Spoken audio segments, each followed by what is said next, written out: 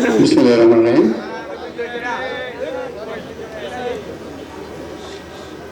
আজকে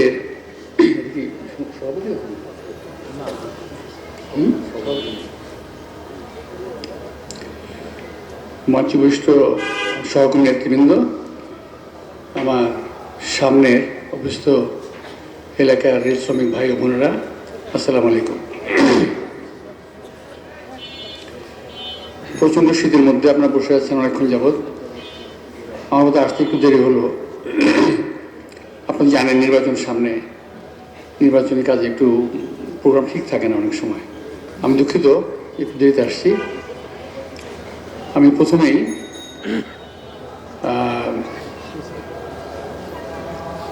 অত্যন্ত বেদনাবেদুর মনে স্মরণ করছি আমার নেত্রী দেশনেত্রী বেগম খালেদা জিয়াকে, যিনি কয়েকদিন আগে আমার মাঝে ছিলেন, আজকে হঠাৎ করেই চলে গেলেন, যার জন্য আজকে দোয়া মাহফিল অনুষ্ঠিত হচ্ছে। তাকে স্মরণ করছি, আমি সহ স্মরণ করছি শহীদ রাষ্ট্রপতি জিয়াউর রহমানকে। আজকে আমরা দোয়া মাহফিল আয়োজন করেছি, এটা কিন্তু কাঙ্ক্ষিত নয়। দোয়া মাহফিল হতেই পারে, হবে, স্বাভাবিক। যার জন্য দোয়া মাহফিল করছি তার কথাটি মনে হলেই কিন্তু মনটা করে ভেঙে আসে। এটা একবারে একটা মৃত্যু স্বাভাবিক, এটা আমি জানি, এটা খুব স্বাভাবিক, সবাই জীবনে আসবে। কিন্তু এই মৃত্যুটাকে মেনে নেওয়া বাংলাদেশের জনগণের কাছে খুব ভারী হয়ে গেছে। এই মৃত্যুটা অনেক ভারী। এই বোঝা, এই মৃত্যুর বোঝারে জনগণ নিতে পারছে না। আমি তার মধ্যে একজন, যে আসলে এটা খুব সহনীয় না। এখানে আমার সঙ্গে যারা আছেন আমার সহকর্মীরা, এরা জানেন যে দেশনেত্রীর সঙ্গে আমাদের সম্পর্কটা কেমন ছিল, উনি কেমন ছিলেন, এটা আমরা খুব কাছাকাছি থেকে দেখে রেখেছি।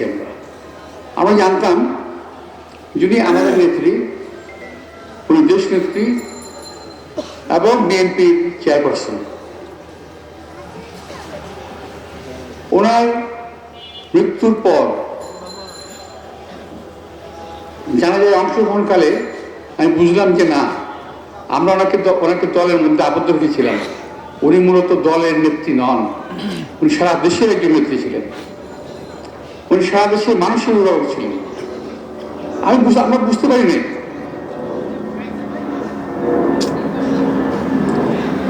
যে এমন যে মানুষ আলাদা আমাদের কাছে পাঠিয়েছিলেন এই দলে, আবার কখন আসবে কিনা জানি না। তবে এই স্থান পূরণ হওয়ার নয়, এটা শূন্যতা থেকে যাবে। আমি জানি না কেউ আসবে কিনা, দেখে যেতে পারবো কিনা তাও জানি না। কিন্তু এটা অত্যন্ত বেশি শূন্যতা আমি অনুভব করছি, আমার ব্যক্তিগত মতামত, হয়তো আপনারাও বুঝবেন। আমি যখন শহীদ রাষ্ট্রপতি জিয়াউর রহমানের জানাজায় অংশগ্রহণ করি, আমি তখন একটু ছিল, আমার একটা ছোট্ট একটা অপারেশন হয়েছিল, সেটা নিয়ে আমি যাওয়ার চেষ্টা করেছি। কিন্তু ফার্মগেট পর্যন্ত যাওয়ার আমার সৌভাগ্য হয়েছিল। আমি গিয়েছিলাম মানিক মিয়া সোজা রাস্তা বরাবর, যেটা মানিক মিয়া থেকে ফার্মগেট থেকে ওই রাস্তা বরাবর গিয়েছি। এত জনস্রোত দেখেছিলাম। দেশনেত্রী বেগম খালেদা জিয়ার জানাজার আগ পর্যন্ত আমি ওই জানাজাকে সবচেয়ে বড় মনে করতাম, এবং ওটি আসলে বড় জানাজাই ছিল, অনেক বড়ই ছিল। তো এরপরে যে এত বড় একটা জানাজা আরেকটা পাবো, এইটা আমি বুঝতে পারিনি। উনি যে দেশের মানুষের অন্তরস্থলে মনে কোঠায় স্থান নিয়েছেন, এটা আমরা বুঝতে পারিনি। কিন্তু ওনার চলে যাওয়ার পরে আমরা বুঝেছি। আজকে আমি সবাইকে বলবো, এখানে আমার সহকর্মী অনেক আছেন, অনেক আছেন।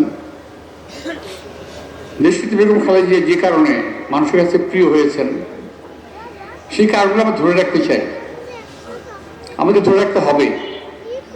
এই দেশে মানুষের জন্য, এই দেশে মানুষের মঙ্গলের জন্য। উনি কিন্তু দেশে মানুষের মঙ্গল চেয়েছিলেন। আপনারা তো দেখেছেন, উনি বারবার বলেছেন আমি দেশ ছেড়ে কোথাও যাব না। আমরা ওনাকে অনেকবার অনুরোধ করেছি, যখন নাকি 1-11 আসলো তখন বিভিন্ন ঘটনার সঙ্গে যোগাযোগ করে আমরা অনুরোধ করেছি আপনি চলে যান, এই 2 ছেলেকে নিয়ে আপনি চলে যান। কিন্তু উনি গেলেন না, বললেন না আমি যাবো না, আমি দেশে থাকবো। আমি দেশে কোথায় যাবো? আমার তো কোথাও জায়গা নেই। আমি এই দেশে মানুষের সঙ্গে থাকতে চাই, এদেশে মানুষের সঙ্গে বাঁচতে চাই। আমি দেখি মানুষের এই দেশটা ছেড়ে দেশে মানুষের ছেড়ে আমি কোথাও যাবো না। এটা ছিল দেশনেত্রী বেগম খালেদা জিয়ার একটা উক্তি। আমি অত্যন্ত গর্বিত যে আমার সৌভাগ্য যে আমি শহীদ রাষ্ট্রপতি জিয়া রহমানের হাত ধরে রাজনীতিতে এসেছিলাম এবং দেশনেত্রী বেগম খালেদা জিয়ার সঙ্গে রাজনীতি করেছি। উনি আমাদেরকে রাজনৈতিকভাবে লালন করেছেন। এটা আমার বলতে ভালো লাগে যে আমরা এখন আমাদের নেতা তারেক রহমানের সঙ্গে আমরা রাজনীতি করছি, অর্থাৎ আমি 3টা প্রজন্ম পার করে এসেছি। এই রেলওয়ে কর্মী যারা আছেন এর মধ্যে যা আছে আমি যে দেখছি এখানে বেশিরভাগ লোকই কিন্তু আমাকে চেনেন না। আপনারা বলতে পারবেন এটা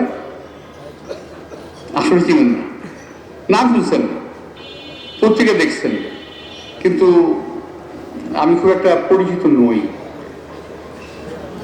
কারণ 17 বছর আমি আপনাদের মাঝে ছিলাম না। 17 বছর আমার পরলোক জীবন, 17 বছর আমার জেল জীবন, 17 বছর আমার কারাবাস, 17 বছর কোর্ট কাছারিতে দৌড়াদৌড়ি। এই কারণে যোগাযোগ একটা খুব একটা হয়ে, তারপরও নেতৃবৃন্দ যোগাযোগ হতো এলাকায়। আমি একসময় 1977 সালে, এখানে আছে অনেকেই যাদের অনেকের জন্ম হয়নি, অনেকে আবার একটু বড় ছিলেন। 77 সালে আমি কিন্তু এলাকা থেকে কমিশন নির্বাচিত হয়েছিলাম। তা আমি অন্য কর্মে চলে গেছি। আমি সামনে বসছি, আমরা আসলে দেশনেত্রী বেগম খালেদা জিয়ার জন্য কথা বলার জন্য, দোয়া করার জন্য। আবার এর সাথে আমার হয়ে আসতেছে, হয়ে গেছেও প্রায়।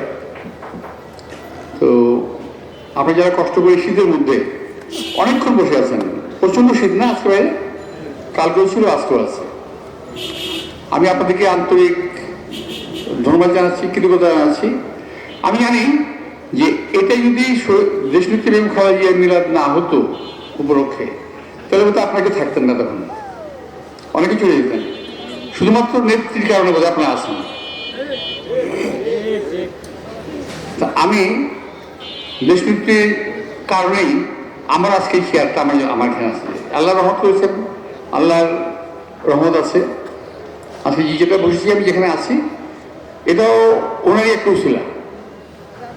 যাই হোক, আপনারা আমাদের নেতা মরহুম জিয়া রহমান সাহেব, এসি জিয়া রহমান সাহেব, দেশনেত্রী বেগম খালেদা জিয়া, ওদের জন্য দোয়া করবেন। আল্লাহ তাআলা যেন তাদেরকে বেশি করেন।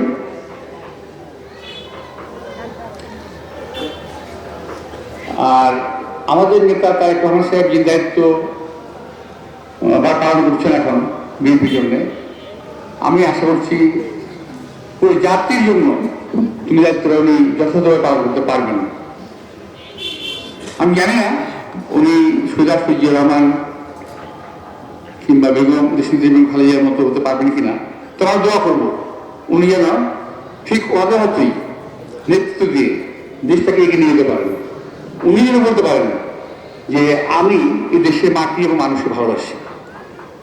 অবশ্যই কথা বলেছেন ইতিমধ্যেই।